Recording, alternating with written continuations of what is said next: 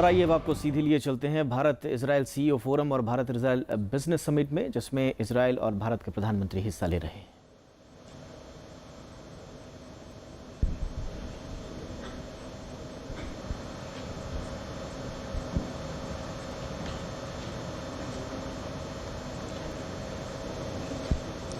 Honorable Prime Minister of India, Shri Narendra Modi, His Excellency Mr. Benjamin Netanyahu, Prime Minister of Israel, business leaders, government officials from India and Israel, ladies and gentlemen, Shalom and Namaste to all of you. On behalf of the Indian industry and the Federation of Indian Chambers of Commerce and Industry, FICCI, I welcome our most esteemed dignitaries at the India-Israel Business Summit, and this makes a defining moment for all of us present here. Sir, it's a matter of great pride that we are witnessing what we call an era of rapidly transforming economic strategic relationship between our two great countries. The presence of who's who from Israel and Indian industry at the summit today underlines the importance that is being extended by both sides to collectively unveil this next wave of economic cooperation between our countries. I would especially like to commend the two great leaders, Prime Minister Modi and Prime Minister Netanyahu, whose stature has allowed this high-powered conversations and the subsequent signing of the number of partnership agreements between the two sides all through the day today. We are very certain that the MOUs will go a long way in defining the future of cooperation in many areas. The co-production treaty that we have embarked on is bound to extend impetus to promote the soft power of tourism, and that would translate in increased people-to-people connect in the years ahead. India and Israel are natural political and economic allies, and this alliance being forged today will go a long way. The innovation bridge announced between the two countries is a foundation to innovate, to incubate, indigenize for India, and to internationalize for global markets. It is indeed very noteworthy that the India-Israel CEO Forum, whose agenda has been articulated by Government of India, DIPP, FICCI from India, and the Manufacturers Association of Israel, has reiterated and firmly placed its focus and intent on creating an action plan to deepen the Indo-Israel cooperation. This covers agriculture, irrigation, water management, urban infrastructure, transport, pharmaceutical, healthcare, ITES, startups and innovation ecosystem, and aerospace, defense and homeland securities. So many areas where so many opportunities to collaborate and cooperate. Sir, I would conclude by quoting Mr. Theodor Herzl, a much revered thinker and widely considered to be the father of the modern day Israel. He said, "If you will it, it is no dream." So along with these words, I once again thank you, all of you, for being here, and would like to wish the Israeli delegation a very warm and pleasant stay in India. Thank you. Thank you very much, Mr. Shah, for your opening remarks. I'd now like to invite Ms. Shobhana Kamenini, President CII and Executive Vice Chairperson, Apollo Hospitals Enterprise Limited, to share her perspective with us.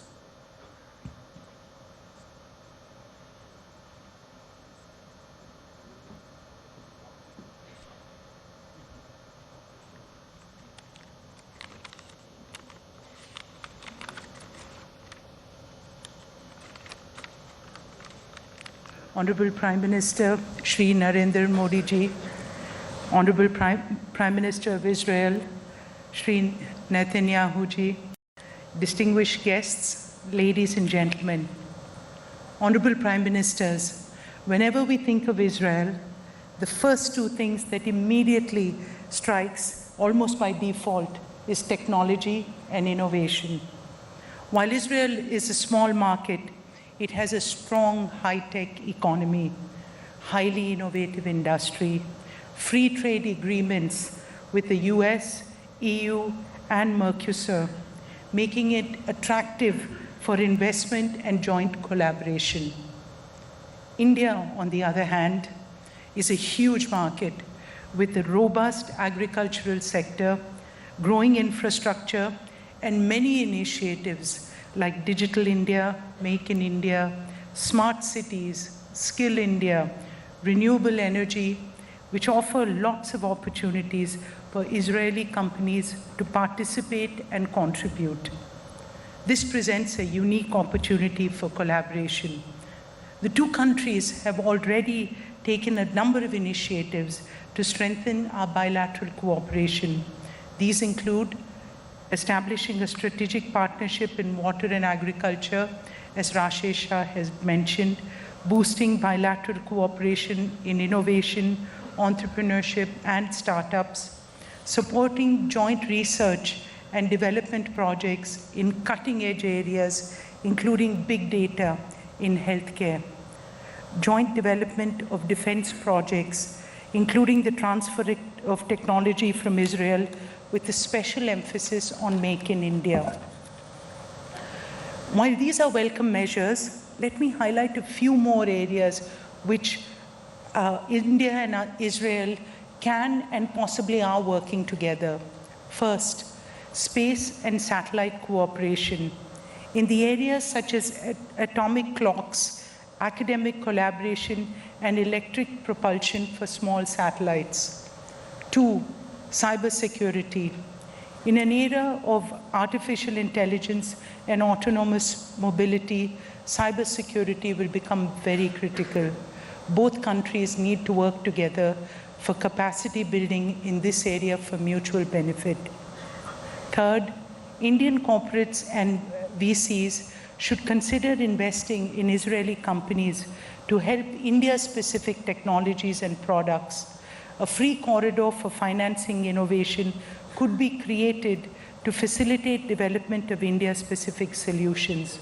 In healthcare, I'd like to tell you, over the last 15 months, we've actually incubated 4 Israeli companies. Fourth, India's high-tech industries in telecom, IT, electronic hardware, computer products, etc., are at the forefront of international R&D.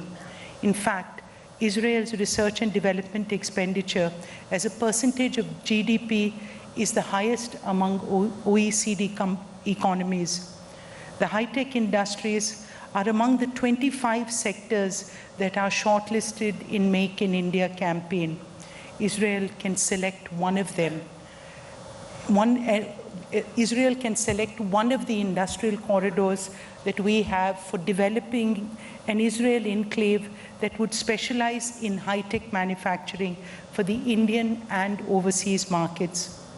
I sincerely hope that the visit of the Honorable Prime Minister of Israel to India would be fruitful and productive, and we wish him and the delegation all the very best, including your visit to Taj tomorrow. We're very happy that you and your wife will be visiting there. And once again, I'd like to thank our Honorable Prime Minister of India for being with us and actually championing all of India's initiatives around the world, and especially in India. Thank you very much. And now, ladies and gentlemen, our next speaker, the President of the Manufacturers Association of Israel, MAI, and Chairman of the Presidium of Business Organization. Please welcome Mr. Shraga Brush.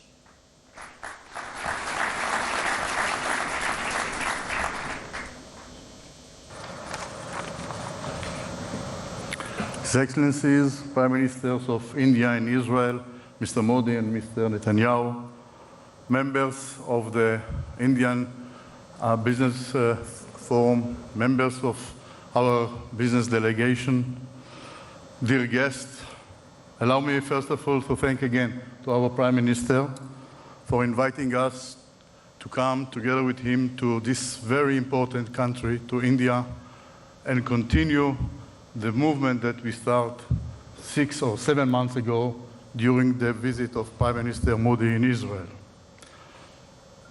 The Israel business community knows very well the importance of India to our growth, to our economy, life in Israel, and the big challenge that we all took upon ourselves to increase the business relationship between India and Israel. The whole day today, we discussed the way how to do it. And we agreed, again, the big challenge that you put in front of us in July to reach $20 billion will achieve. 4.5 years from today, we will be there. And I must tell you that not just the Indian market is very interesting for us, or the Israeli market for you. We know that we can go together to third markets and to achieve a lot of goals on those countries. And we agreed that in 6 months from today, in June, your business delegation, led, I hope, by the Minister of Trade and Industry, will visit Israel, and we all together will make sure that we are on the right track to reach this goal. Thank you very much.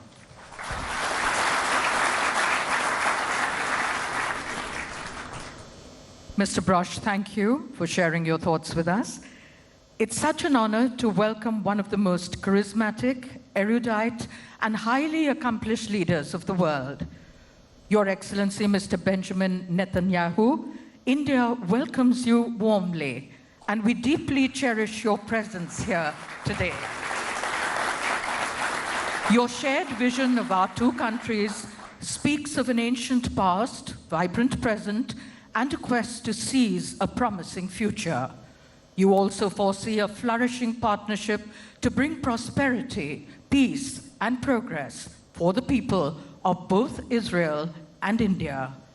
I'd now like to invite you, Your Excellency, Mr. Benjamin Netanyahu, to deliver your special address.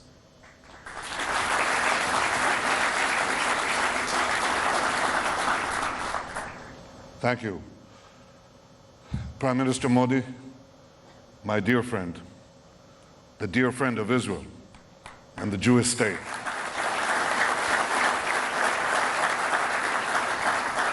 Thank you for your magnificent hospitality, your friendship, and for this forum of business leaders from Israel and India. I always say to Prime Minister Modi when I have a chance, I say, you are guys who do the work, we're the guys who are supposed not to interfere with you. And we do our best. I want to say briefly how much I admire what Prime Minister Modi is doing in India. He's doing two basic things that I want to talk about, because we've been doing it and now we can do it together. The first is economic reform, the second is the promotion of technology. Economic reform is key, because you cannot move if you're stuck, if you're mired in very high taxes and very high bureaucracy.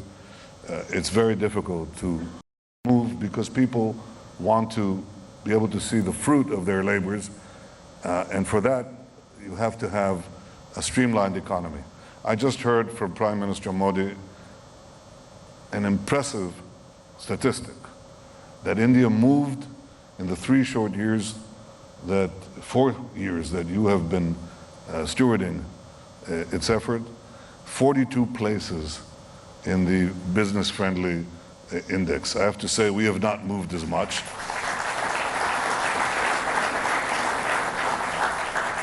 But I personally chair a committee that deals every few weeks with regulation, really with over-regulation. And we've moved the competitive index, which incorporates also business-friendly indices. We've moved from number 27 to number 16 in the world in 2 years. It's not enough. It's not enough. Now, let me tell you why I think Prime Minister Modi is hitting the nail right on the head. Because bureaucracy is a tremendous opportunity for growth. You don't believe me?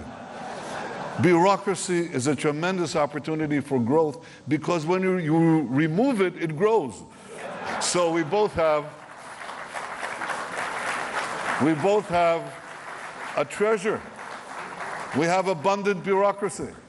And if we keep hacking away at it, you're going to see more and more and more growth. This is the first thing that Prime Minister Modi is bringing to India and that I'm trying in my own meager resources to bring to Israel.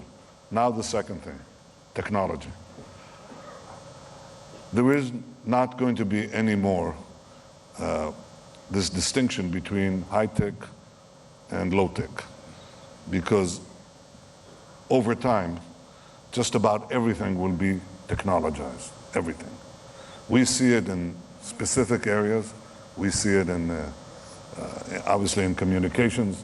We see it in water. We see it in agriculture. We talked in the room adjacent to this briefly now about not smart cities, smart fields, precision agriculture. And what we're seeing is the arrival of something new in history that is reshaping the world, not merely reshaping our economies, but reshaping our world. And that is the confluence of big data, connectivity, and artificial intelligence. This is changing everything.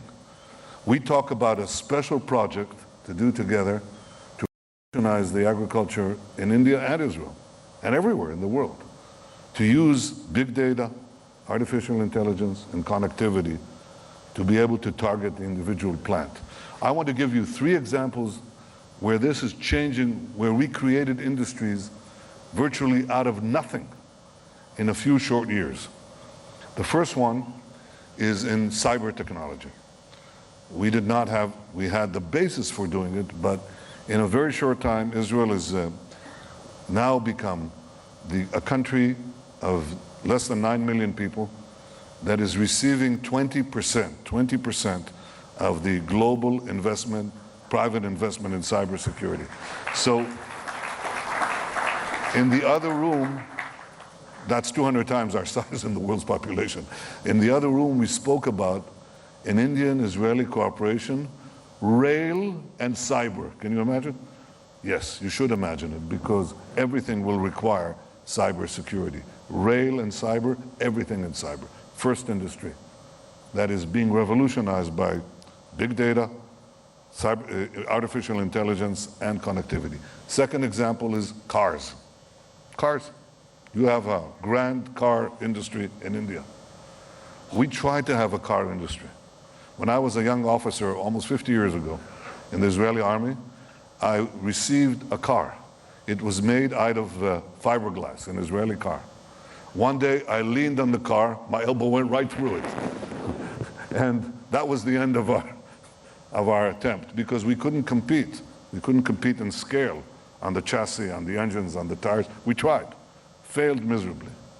Now in the last 5 to 10 years, really in the last 5 years, we have a car industry, because cars, the value of cars, the cost of cars will be 85%, very soon, 85% software, 15% hardware. A computer on wheels. Now we can compete. We have 500 startup companies that receive about $3 to $4 billion investment every year from the world community. And they are doing everything from autonomous vehicles to other systems. And we are gaining ground. You know some of our systems. If you use Waze, satellite crowd navigation, really. That's an Israeli company that was sold to Google.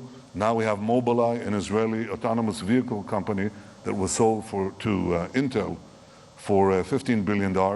But they were given the keys for all their autonomous vehicle businesses, Intel's businesses, around the world. Second industry, car industry. Third industry, health. We're beginning to cooperate on that. We have a database for 98% of our population with all the medical records for the last 20 years. We're taking a subset of that, of 100,000 people, and we're taking basically saliva swabs, so we have a genetic subset for that. And now we're taking 2,000 people of that subset, and monitoring their physical activity. 3-layered database: general population, health, genetic composition, physical activity. We think this holds enormous promise for personalized medicine and preventive medicine, and we want to do it with you. These are 3 industries out of nothing that have sprung up. I say that we cannot even imagine the other possibilities. Now here's the point that I believe in. You have brilliant people in India. We just sat opposite them on the table. Maybe even more brilliant than political leaders, who knows? It's possible. We have brilliant people in Israel. And what we can do together is shape the future. It's not something that I say offhand. I believe in India deeply. I believe in India because I know your heritage, your culture, your ingenuity, your creativity, your humanity, your passion, which is exemplified by Prime Minister Modi to change the world for the better. We are your partners. And I came here to say today, Prime Minister Modi, thank you for believing in Israel the way we believe in India. Thank you.